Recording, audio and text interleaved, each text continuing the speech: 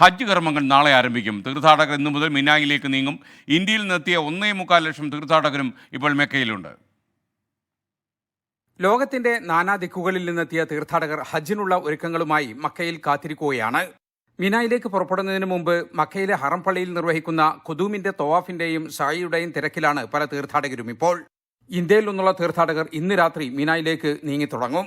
നാളെ ഉച്ചയ്ക്ക് മുമ്പായി എല്ലാ തീർത്ഥാടകരും മിനായിൽ എത്തിച്ചേരുമെന്നാണ് പ്രതീക്ഷയെന്ന് ജിദ്ദയിലെ Indian consul general Muhammad Shahid Alam പറഞ്ഞു.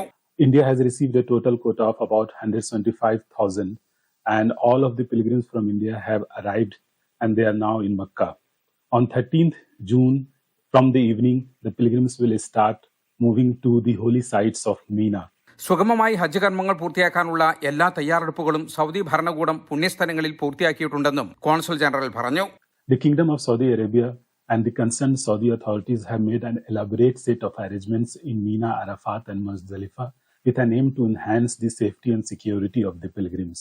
We will be coordinating with the Saudi authorities in addressing any grievances of the pilgrims. മക്കയിലും പരിസര പ്രദേശങ്ങളിലുമായി താമസിക്കുന്ന തീർത്ഥാടകർ ഹജ്ജ് സർവീസ് ഏജൻസികൾ ഒരുക്കുന്ന ബസ്സുകളിലാണ് മീനായിലേക്ക് നീങ്ങുക.